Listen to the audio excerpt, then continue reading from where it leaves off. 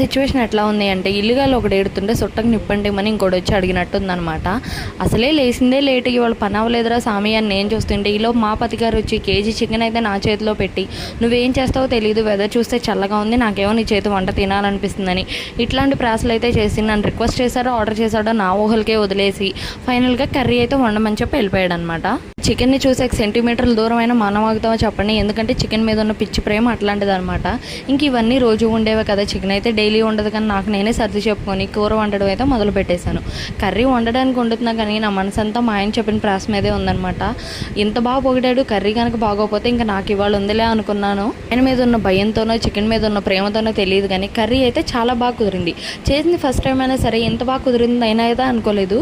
First time అనమాట. మా ఆయన కూడా ఎప్పుడు కూర బాగుందని ఇన్నిసార్లు అయితే చెప్పడు, ఇవాళ తిన్నాకైతే చాలాసార్లే చెప్పాడు.